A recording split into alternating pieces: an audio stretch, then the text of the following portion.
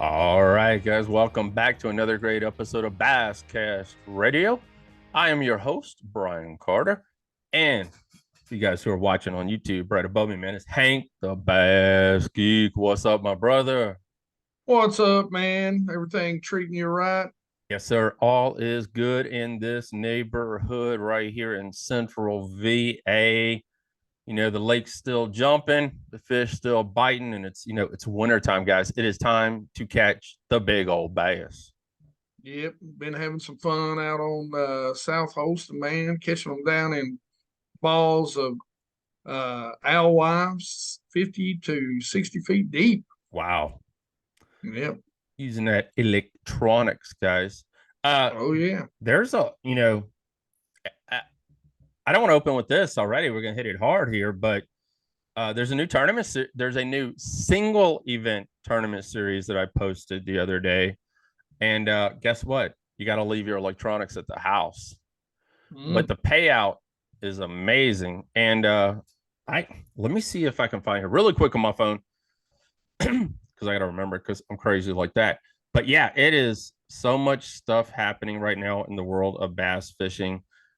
It's slowed down for a little bit, but it's still, man, oh man, it's like I said, it's just a lot happening. And 2024 is going to be interesting at that right, Geek. It's gonna be an interesting year.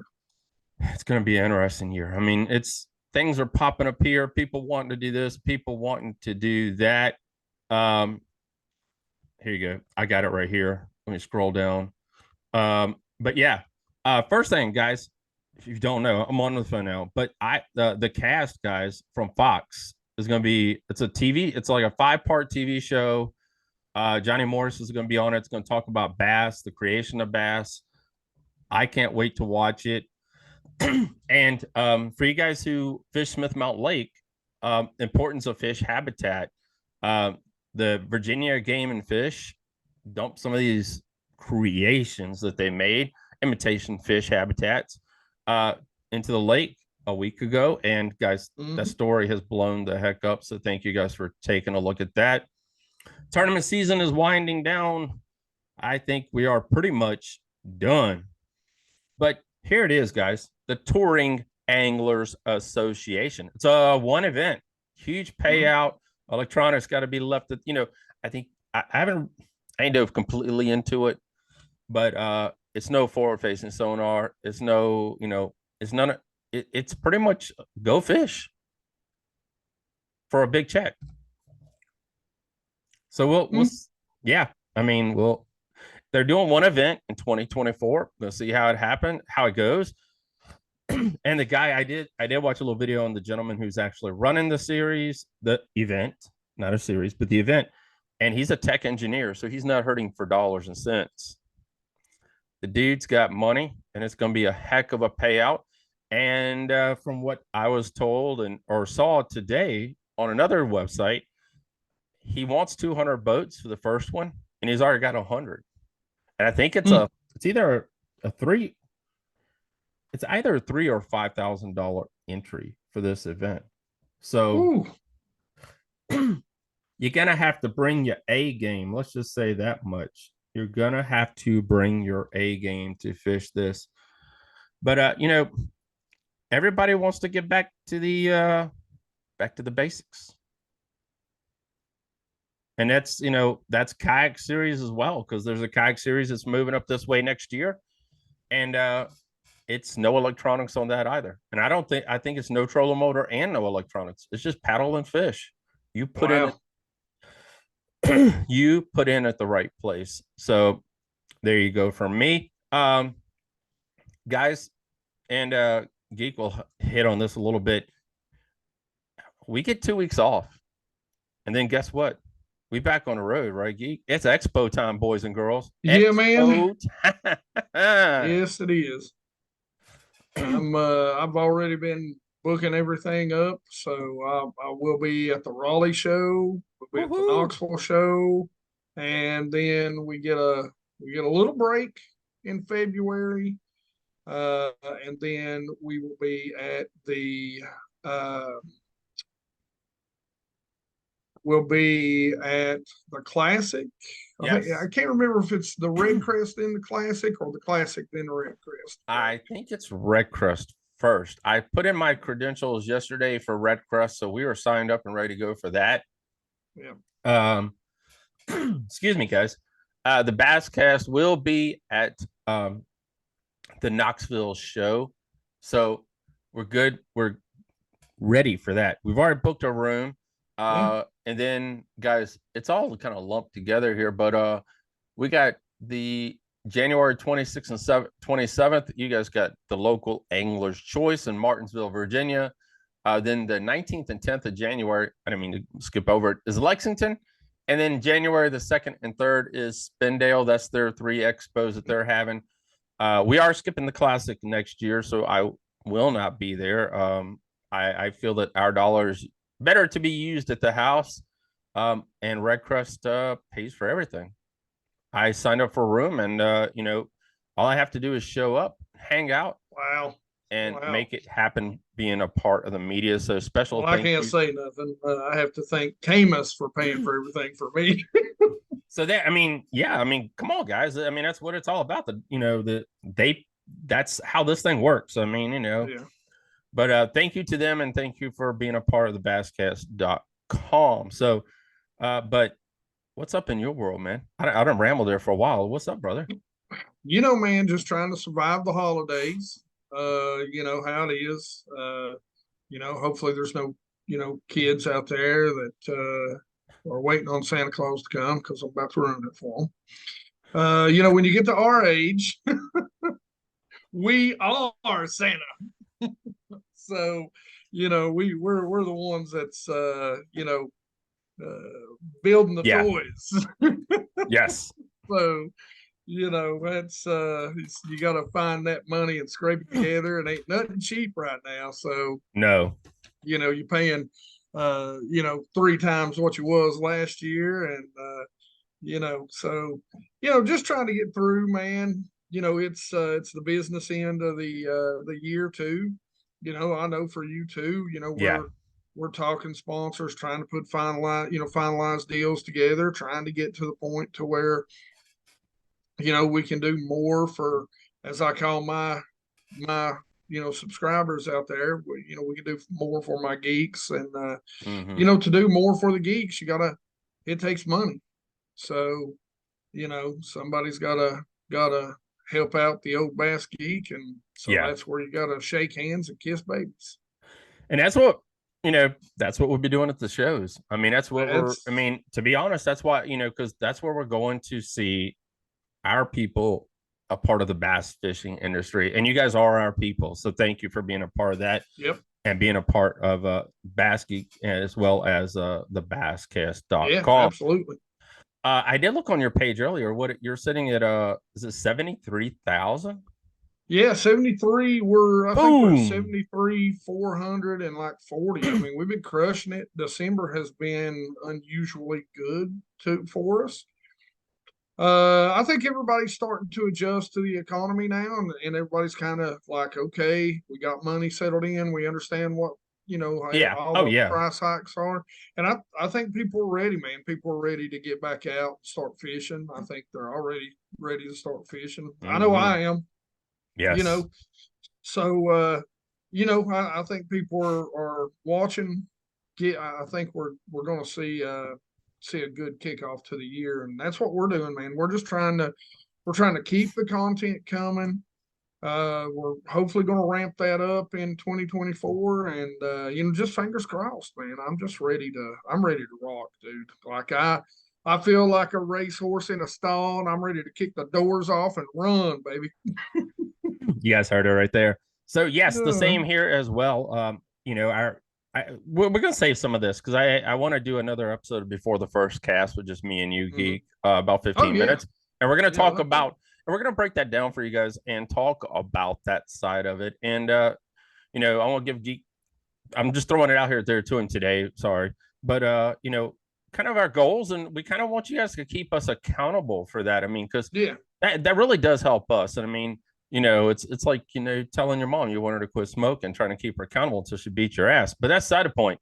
But, we want you guys to keep us accountable for what we're doing for you guys, because without you, we don't get paid. It's how it works. I mean, and sponsors like Conrad Brothers Marine, Angler's Choice Marine, Missile Baits, and SML Tackle Shack, and Lynchburg Arms Indoor Shooting Range do not make it possible.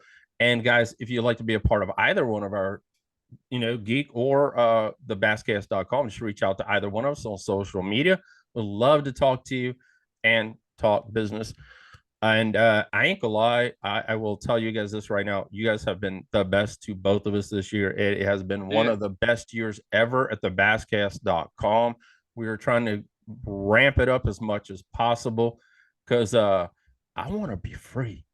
I love this. I'm looking at buying me a building. I want an office out there. I want a Basscast kingdom out there where I can, all my tackle can go out there and it would just be, Basscast 24/7, watching bass fishing on TV.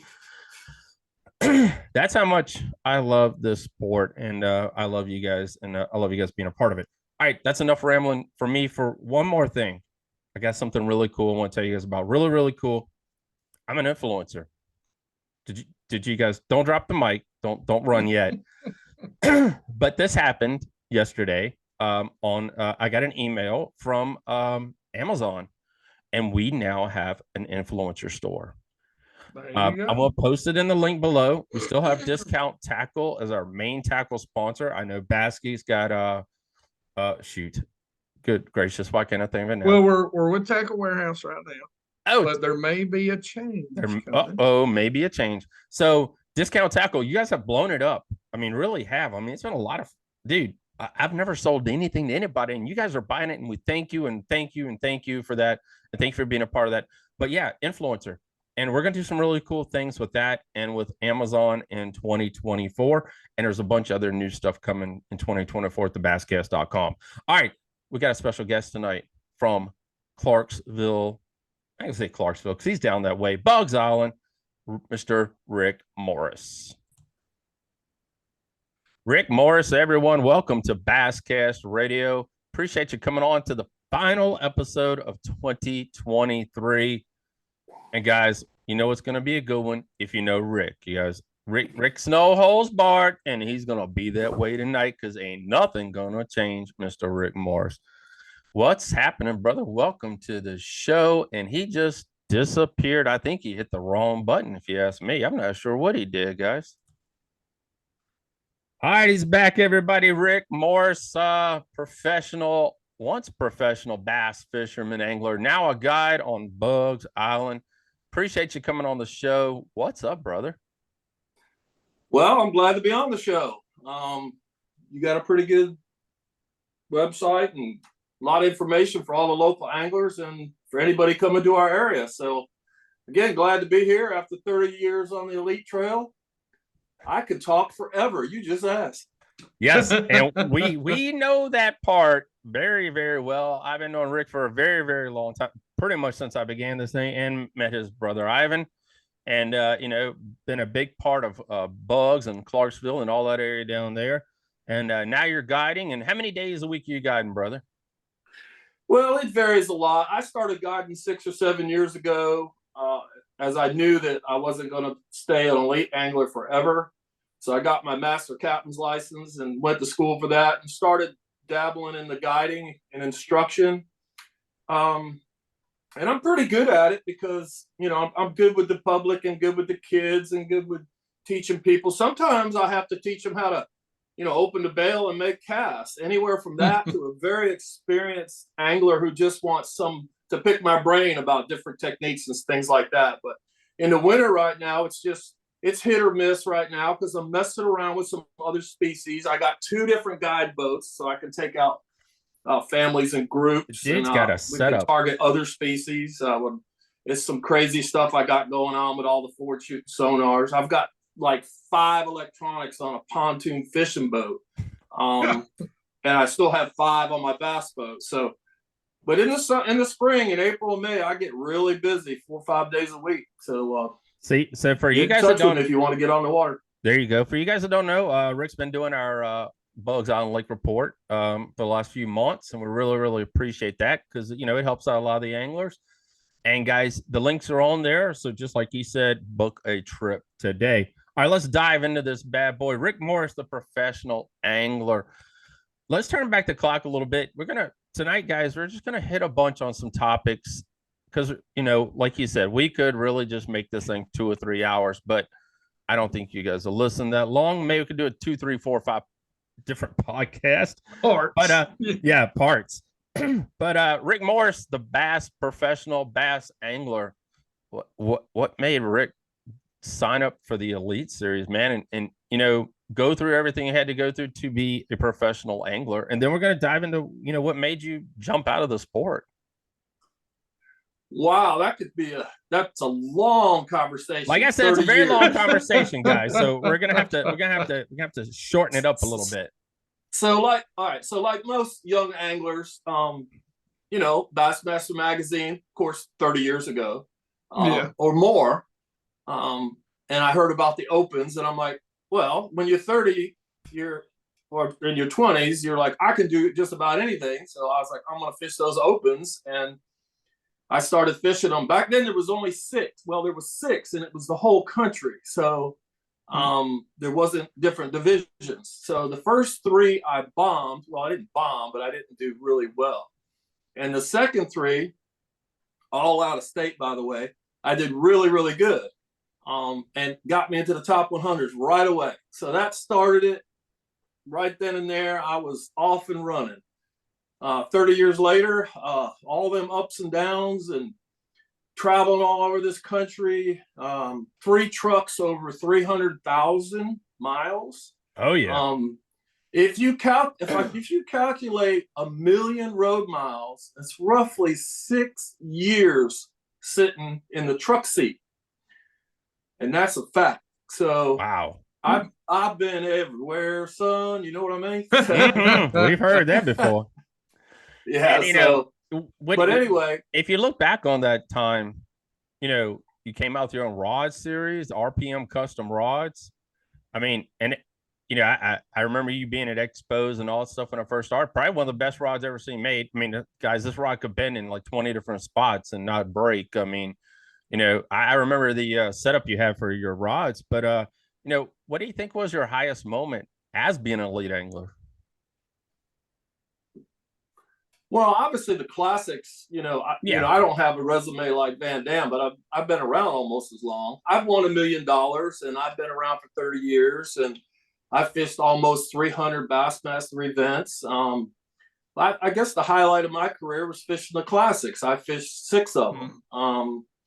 And that's not as many as some, but it's a lot more than people who haven't fished any. So those were really amazing and exciting events. What was your highest finish? What's that? What was your highest finish in a classic? Yeah, I'm one of them, like Aaron Martin's. I got second with the chatterbait. The chatterbait was brand new back then, and I called up the guy and I said, "Man, send me some of those." And he sent me some, and I brought the chatterbait to the world. That's when it happened. Second place, 2006 on Kissimmee Chain down in Florida. I thought I had it coming in. Even my camera guy was like, you got it. And I was like, oh, wow. I don't know. Wow. And my mom was out there in the crowd, and she was sitting right beside Kevin Van Dam's mother, and the cameras are over there on her. And Kevin Van Dam's mom's beat my mom on the arm. He's got it. But I knew, we kind of know these things up there. When I'm sitting in the hot seat, I knew I didn't have it, but boy, that was exciting. It was so close. I'll never forget it. That's awesome, man. Awesome. And then, like I said, you made a little assert. You came back for what, about 2 seasons or 3? Was it just a couple seasons you came back to the Elite Series? Because you did take a little break.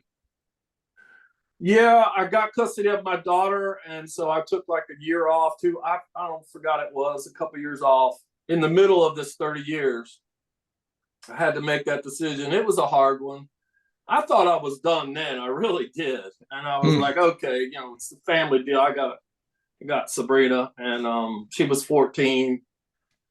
She's at vet school right now. I'm 24, so Wow, she's going to be a vet in 2027 at NC that's State. awesome. So I'm really proud of her. But anyway, that's why she wasn't here to help me with Zoom. It's all But good. anyway, so I jumped back out to fish some opens just because I was missing and the tournaments and bass and all that, the traveling, and I just kind of I wasn't trying to requalify. It just happened. I went to Okeechobee. I went to the Kissimmee chain.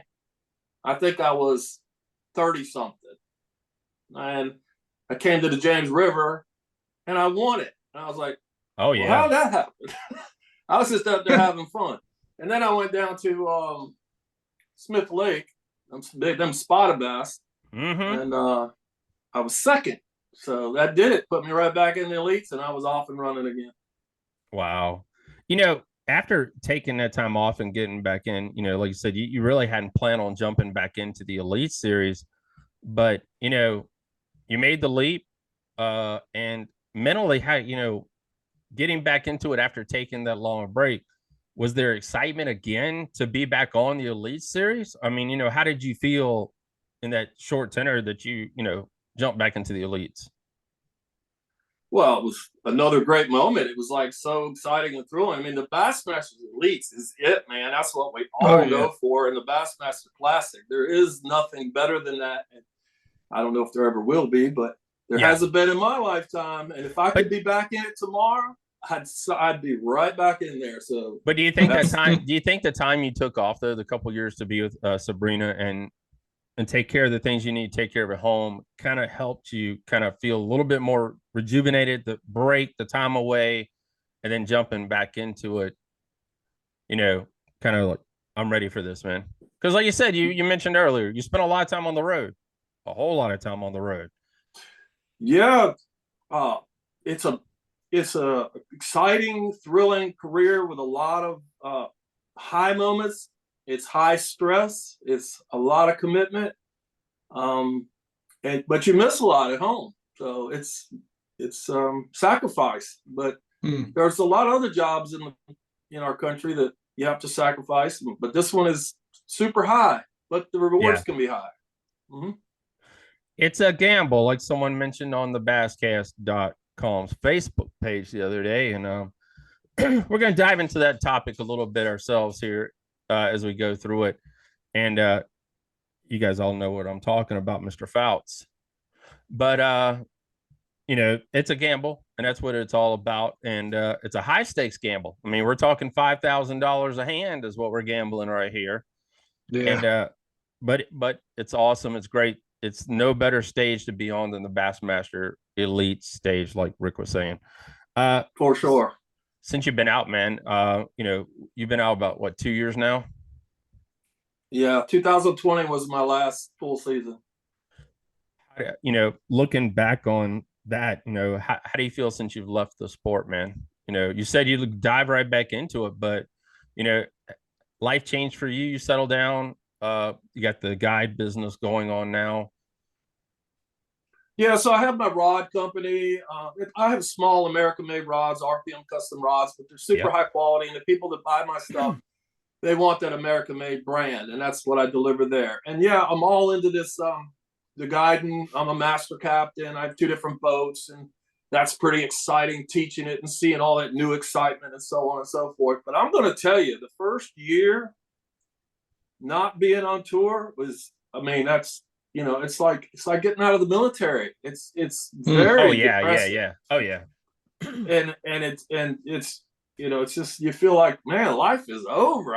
30 years of pounding the pavement. All my friends out there that I was rooming with David Fritz when I went at the end of the year. But I know a lot of the guys, and it's just like the whole family is they're doing their deal, and I'm gone. But yeah, but I was blessed for the 30 years, because in my 30 years, and we took a year or 2 off. Right. I seen so hundreds and hundreds and hundreds of people come and go and come and go.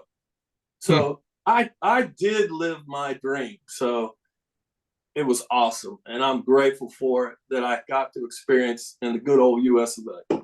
That's awesome. I kind of feel the same way, about the Basscast, and I ain't gonna lie about that because, I poured the last 12 years into this website, and I wouldn't know what to do if I gave it up today. If I was to sell the Basscast right now, I would be like, "Fuck, what am I gonna do next?" I mean, I hate to say Yeah. that. I hate to say the F word, but I really would be. It'd be like, what am I gonna do? Because I hate watching Yeah. TV. I grew up, I grew up with a grandmother who worked 364 out of 65 days a year and woke me up every morning at 4:30, said it's time to come to work. And, that's all I know. I mean, people say, hey, you have a bad life. I don't think so, but that's just me. But let's talk about some more, man. Let's dive into now, here and now, what's going on in the world of bass fishing. And wow, the last month has been a whirlwind between all the leagues, the Fouts video dropping, and just so much going on. And I saw someone post something the other day, guys, about how much bad press there is out there right now in the world of bass fishing. But it's I don't know if it's really shining a light on the professional fishing sport as a whole, because I mean, like I said earlier, we all know it's a gamble. I mean, it's a chance of a lifetime to be on a stage, to catch big bass, and to show that you put in the hours and hours of work to get to where you are now. And that's what other people don't see. And it's like tennis. You pay to play in tennis, you pay to play in golf, you pay to play in a lot of different sports, and bass fishing is just one of them. But looking at what's happening right now, Rick, we know you're going to drop the bomb on us, so we're going to give you the stage. You talking to me? Yep, talking to you. Well, I don't know about dropping the bomb, but I mean, bass fishing is healthy. There's so many, motor sales are through the roof. Boats, tackle. There's young people lined up, thousands and thousands. So the industry is really, really healthy. And I don't watch as much social media as you may think, because now I'm more involved in a lot of the other things I'm doing. So I may be missing something here. The biggest thing I know that's going on is the board shooting sonar stuff. Well, we got a young angler out there, Mr. Fouts, man, dropped a video, and he's talking about what it's like being a professional angler, being alone as a professional angler, and not having the sponsorship that the series once had. And the sponsor dollars that were once out there, probably, it was back in the day. If you want a Bassmaster Classic back in the day when I first started this thing, guys, I mean, you got the key to the city. Now you're lucky. Now you're lucky if you're news after a week. Okay, so I know where we're at now. So all right, yeah. So trust me, there was plenty of times in my career that I struggled for the dollars, and sometimes for more than 1 year, and then other years I had good sponsorship and things were good.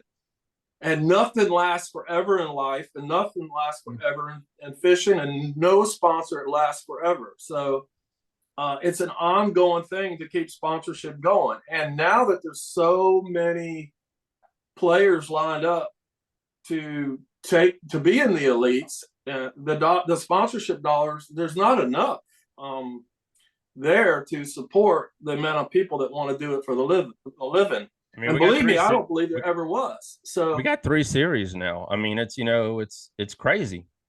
Out of there was a time they told us that when I mean, I love bass, but they're a business, okay? But they're the best bass fishing business there is, and they don't owe the fishermen nothing other than the stage. So you get out there and you hammer your way through, and you try to get yourself some sponsorship, and you try to pay the bills and pay the entry fees. It's always been only a handful of guys in the top, in the elites, are making a good living, and the other 60-70% are struggling. It's always been that way, and it's that way still. And most people won't speak up and and tell it like it is. But if you're going to tell it like it is, you've also better say that you knew that coming in.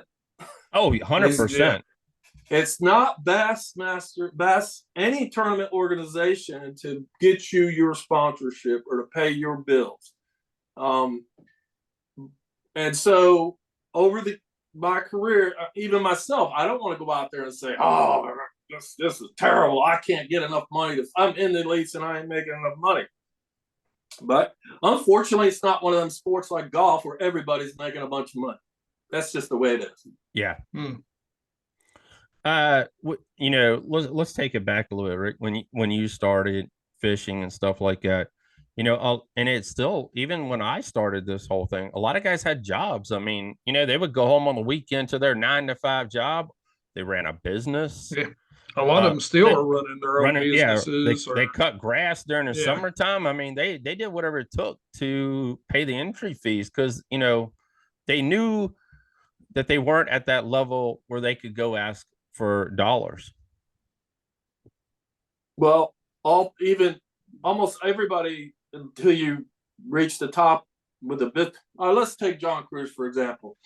He started as a young guy. He come in, and within just a few years, he started himself a business because he knew, he was smart enough to know that he was going to need something along the way that he could count on and build himself, and something he could count on at the end. Myself, I had to do some separate businesses. I came home and did retail stuff at Christmas in the malls and sold product. I did all kinds of stuff to subsidize the entry fees because there was a lot of years there's just not enough sponsorship to pay for them. That and you're traveling and your boat and on and on and on. Oh yeah.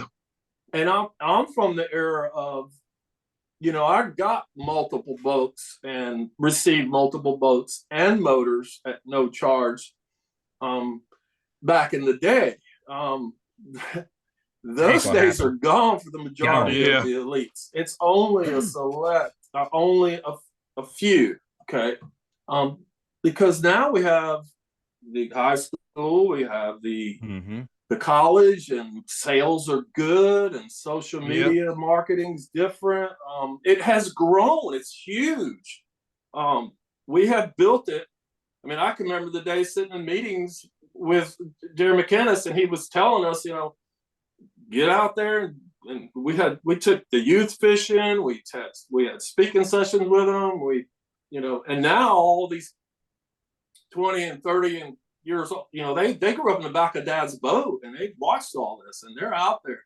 So there's back to what I was saying, there's plenty of fishermen who want to be an elite. There's that spot. If you lose it, somebody else is getting it. They're lined up for thousands and thousands. And in all the other countries, well, a bunch of them like Japan. Right. Yeah. Right. Yeah. Yeah. We see that, the elites this year. I mean, I didn't know that young man, from Japan was as young as his age. He ain't that young, but dude's a freaking hammer. Sure. That dude's a freaking hammer. But we could talk about the opens this year. They came to your lake, and the opens the EQ qualifiers that are going to the elites next year, guys. They're like hammers. I mean, they were some of the youngest elites probably we ever seen. I mean, it was everybody was under like 20 years old. Yeah, well, here you go. Here's the number for you. The last time, and by the way, I'm going to be fishing the Southern Opens this coming year. Just to get out there and hang out and do a little competition and meet some of the new guys and tell a story or two. That's my whole purpose. But the EQ anglers, the last I heard, there's 150 at least already this coming for 2024. Are you aware of that number? Yep. No, because I think it was more than, I think it was like 190 last year, 180 or something. It's way up there. Well, the last I heard it was 150. So maybe they finally got, isn't that crazy? That's crazy. So that just shows you how healthy and alive the bass fishing sport is.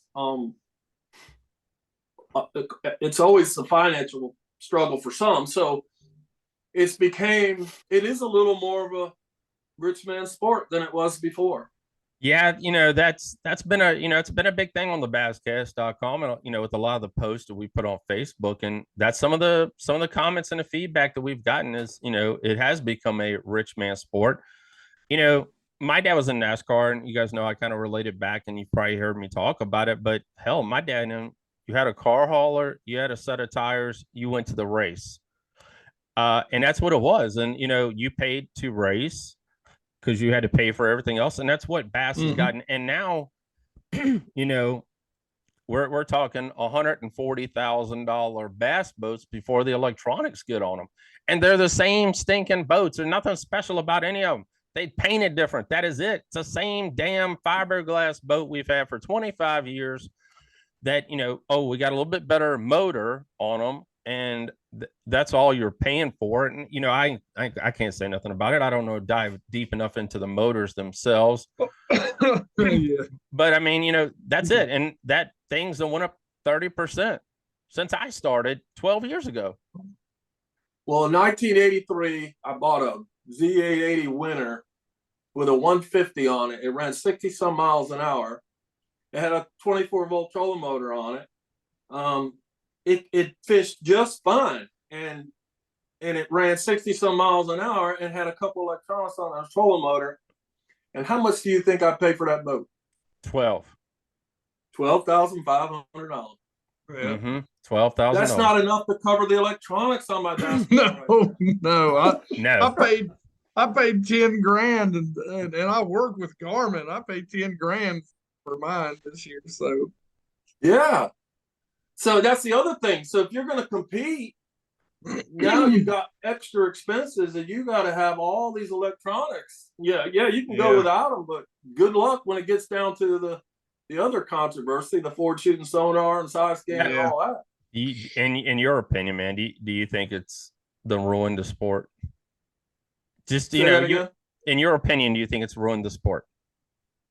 No, I don't think it's ruined the sport, but it has the potential in the years to come. If it some changes and restrictions are going to have to be made. They're going to have to, because artificial, the AI stuff and everything that's coming, and then we could get into the gamers and this and that and the other, and it has changed it. We just need to control it a little bit. For instance, here the Alabama rig, okay? Yeah, we remember when they banned that. Yep. And most people will agree with that, but there's a bunch of them say, heck no, why can't we use the Alabama rig?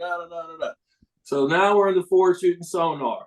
Let me tell you what, I got all kinds of forward shooting sonar, and I'm still learning it, and I'm having fun with it. And it's a cool thing, but I'm going to step out here and tell you, I don't think it has a place on the elites.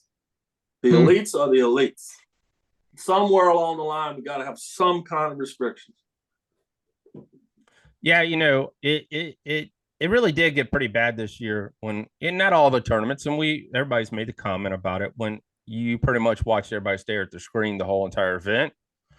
And we've hit on it pretty hard here at the basscast.com about people staring too daggone long. I mean, you're staring at the screen hoping to catch this fish and spinning out, losing the tournament, throwing thousands of dollars away because you hope, or you hoping it's going to bite. And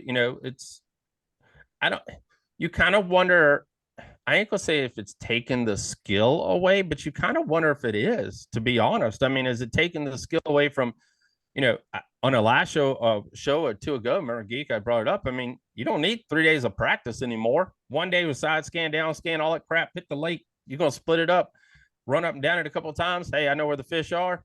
Come back the next day and hope you catch them. I had a tournament on Lake Sinclair and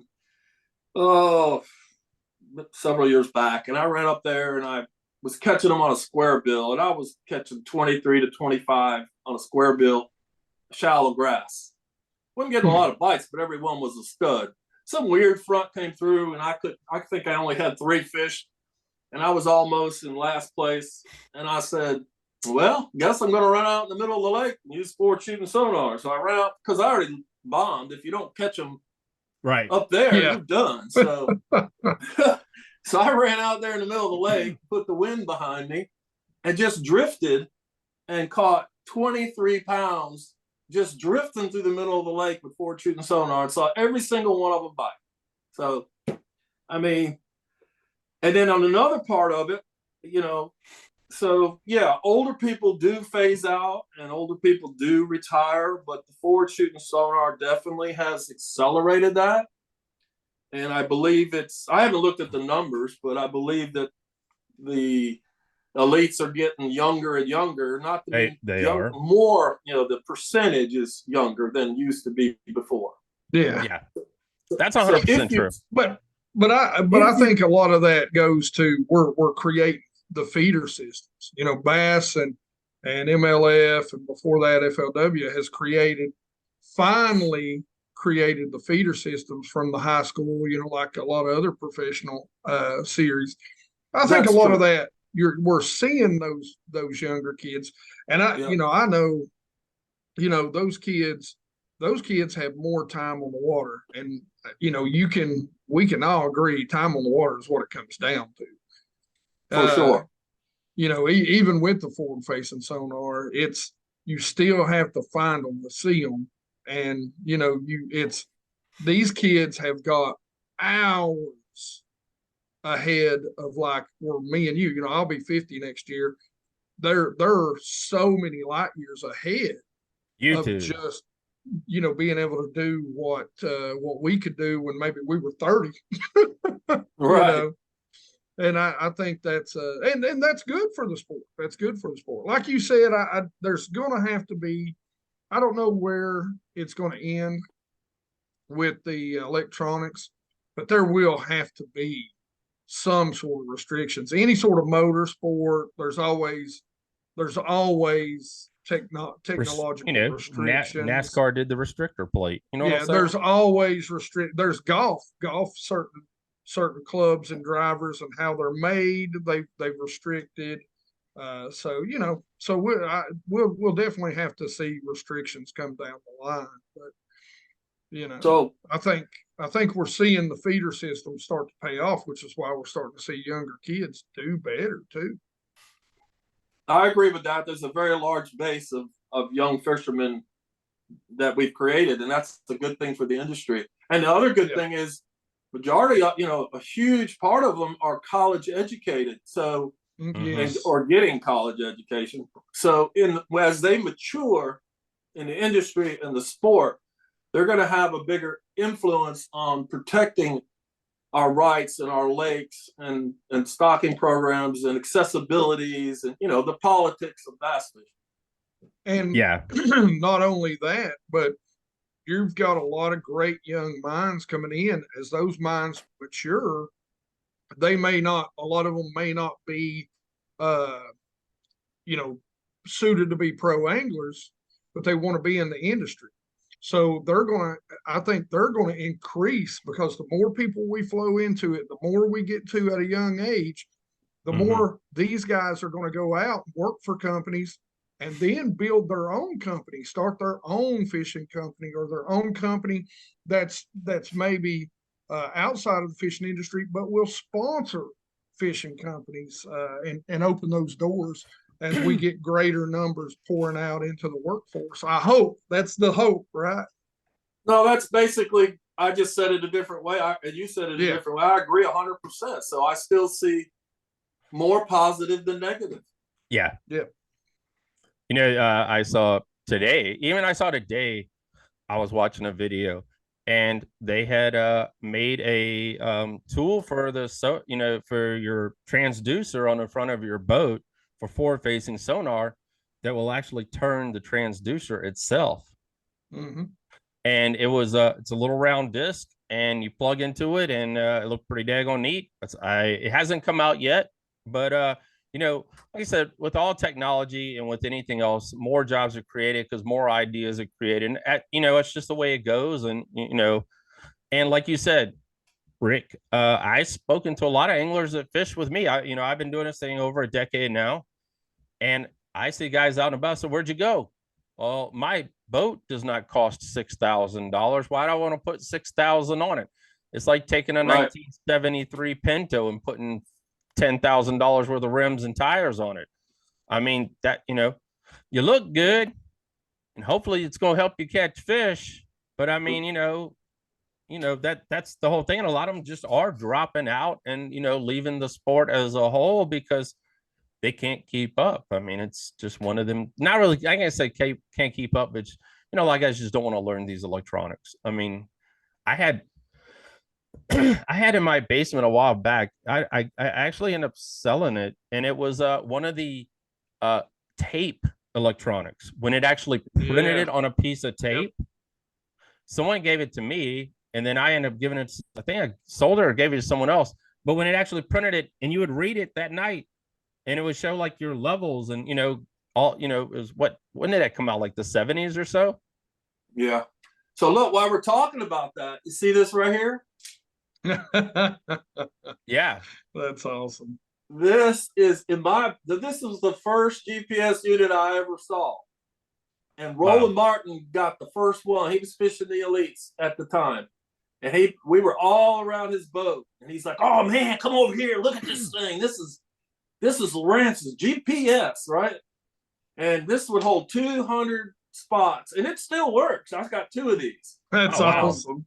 There's no mapping on it whatsoever. And it comes up with a kind of a white screen. No mapping. And it just shows the boat. And you can mark the spot. Beep, beep. And you can go to the spot. That's crazy. And it only holds 200. Now, I've got chips after 30 years of chips over there. Every single lake in this country almost with 3,000 to 4,000 marks on each one of them. So this is how far we've come. Slide it over a little bit, Rick, so everybody see us more. What's that? Slide it over a little bit so everybody see. There you go. The other way. Boom. There you go. Right there, dead center. Heck yeah. Isn't that crazy? That is crazy. Yeah. And it still works. But that's how technology has. Now look, I've got in my pontoon fishing boat for taking clients out, I've got 2 active targets up front. When I say up front, all the way up front with 2 poles that go in the water. I lock the boat on a brush pile, and each client has their own pole and their own monitor screen. That's awesome.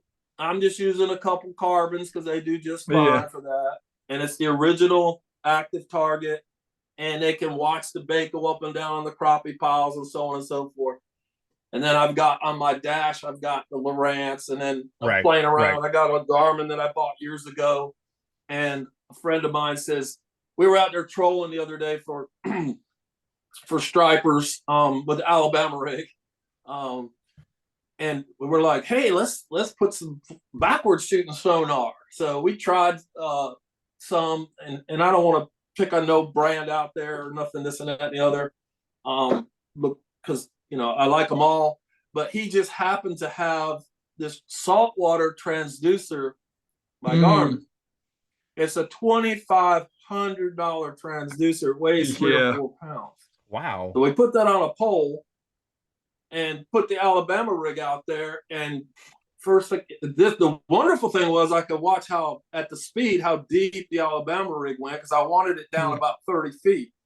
So at different speeds and different weights. And I had them both down there, and I showed Brian the video earlier of 70, 80 feet. And this fish comes up behind it and is falling along, doesn't take it and swims away. A little bit later, I didn't get video of it yet. I had them back 180 and 190 feet back and still could see them plain as day. And that was my first try. That's crazy. So if the bass anglers go out there and start getting this type of technology, and some of them probably already have it. They have. I'll tell you a story. I'm sorry. Go ahead, finish. But you can go out there and scan for fish schools 200 feet away from the boat. Really? I mean, poor fish don't stand a chance. No. Now, here's the other thing. Okay. In a tournament angling, fishing, we're all fighting for the same fish, and the lake is only so big. Yeah. So, you're fighting over the same schools. It's the same old thing. Somebody's on my spot. Well, that spot belongs to 20 other people too. So it's just making it a little smaller and Yep. I don't know. I could go on and on forever, but it's really cool to play around with. I can tell you that. I just don't think it needs to stay forever in the elites. Do you I want to let Geek talk about what he had there for a second, but Rick, do you ever see a point where we get back to, original bass, fishing when, when everybody was put in a plane, dropped off at a lake, everybody had the same motor, everybody had the same electronics. I know Major League Fishing tried to do that, but do you see a point, when this thing does, and it has exploded, but gets so freaking big that I mean that the sport itself implodes, it blows its own self up, you know what I'm saying? And NASCAR did the same thing. I mean, field dropped out of that, everything got so big. We you come from where you could have $30,000 to fish, to race the whole year, to where it costs millions of dollars for one or two races. I mean, things change, and we understand that everything changes, but do you see where this thing implodes its own self? I mean, well, I go back to saying this: nothing lasts forever. So no. if you want bass fishing to, I've told people before the sport shooting seminar, I said, 50 years, 80 years. So at some point, I don't believe that it'll exist anymore, because the technology, population, politics, accessibility to the lakes. Where is it going to go 50, 60, 70, 80, 100 years from now? So if we want it to last as long as it can, at least, guide it some. And yes, the smart people need to do that. I'm not smart enough for that. Go ahead, Geek. I totally forgot what I was talking about. You were talking about, some of the anglers with the high definition. Oh, So I'm down from around Northeast Tennessee, South Holston, Cherokee, Douglas, Dale Hall up, and those sort of areas. Those are my stomping grounds, my lakes. So forward facing sonar for us down here is a huge deal. Like you've got some of the guys that are really, really good with it. They've been doing it for a while, because especially like right now, you're not winning a weekend rodeo on South Holston without 18 to 20 pounds of smallmouth.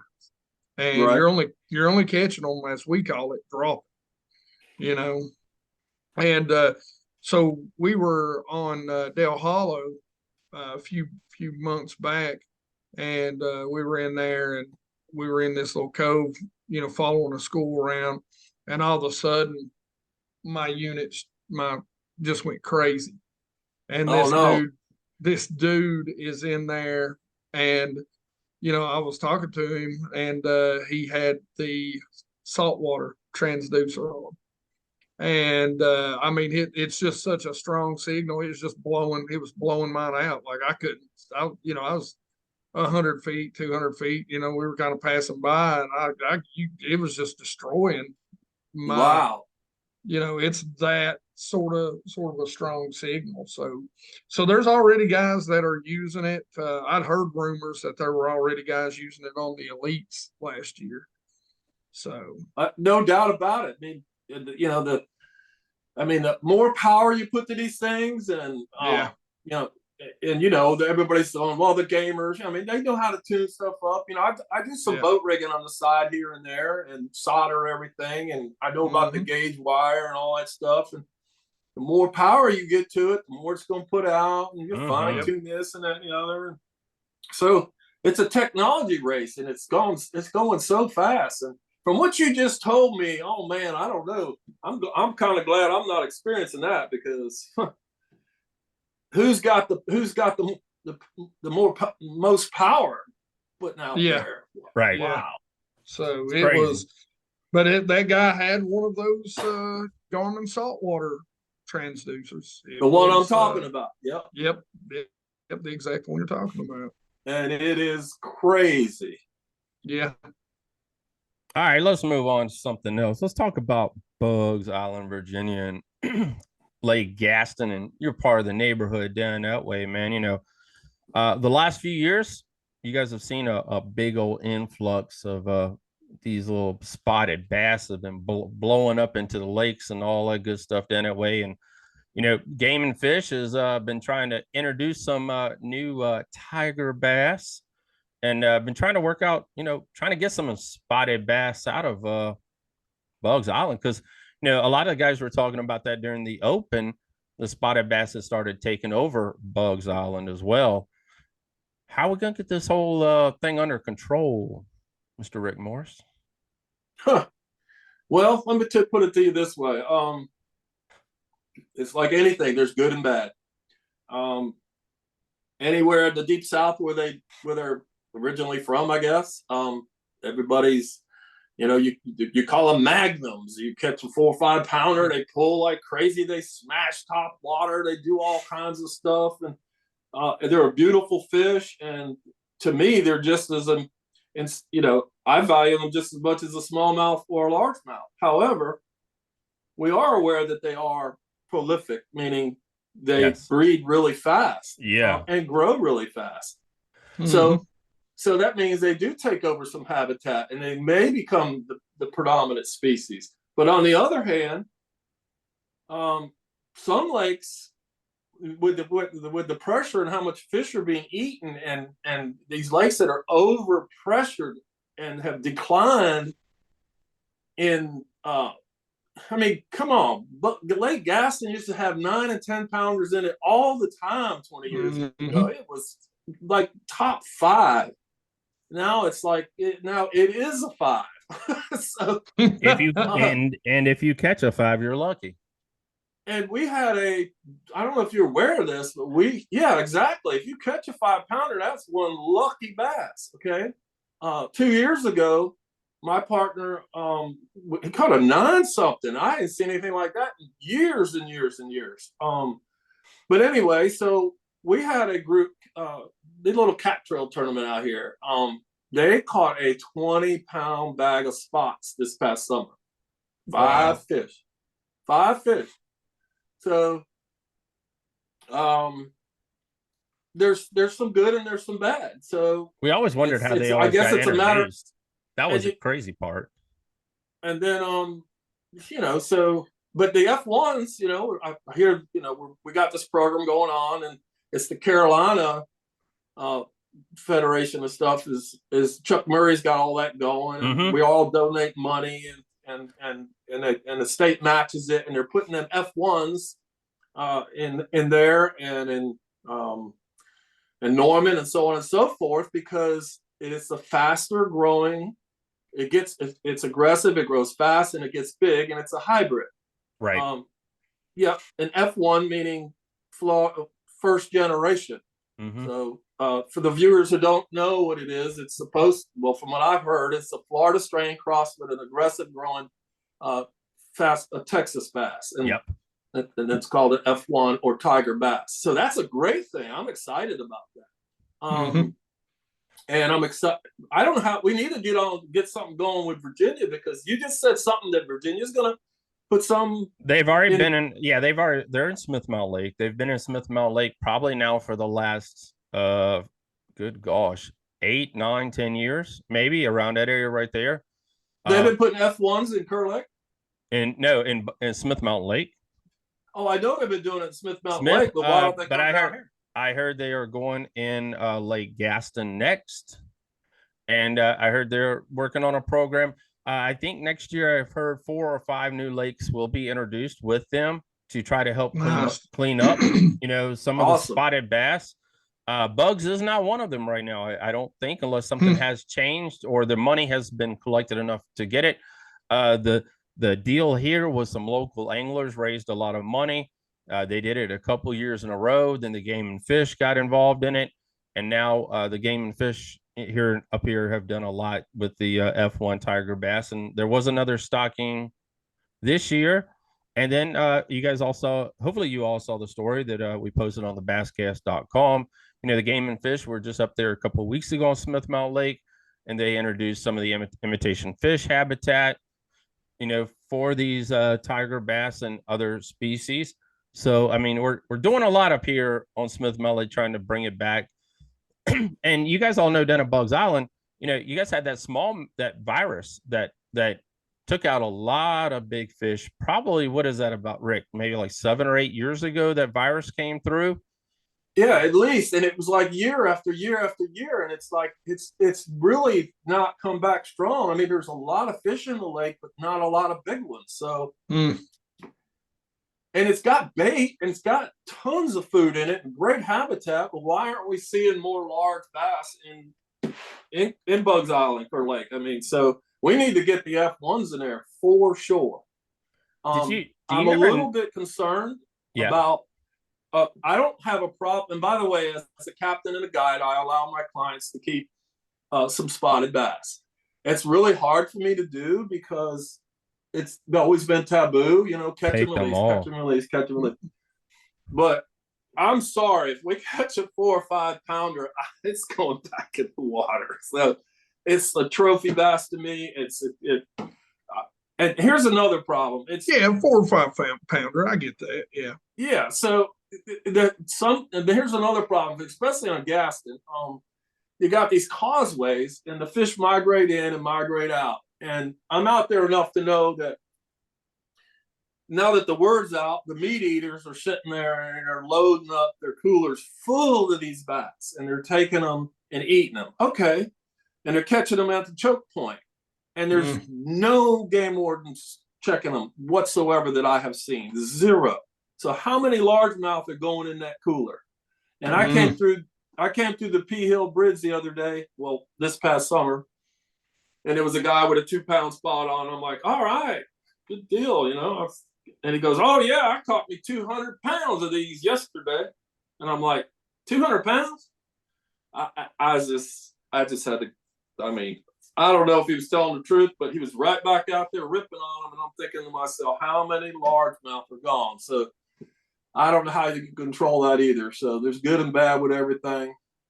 Did we ever find out how they got into the lake? I mean, how spotted bass started taking over, Gaston the way it did? I mean, anybody ever know the story? I mean, it's kind of crazy how this. I don't think there's no one story. I mean, look what that Norman. I fished Norman way back when it was the Dead Sea.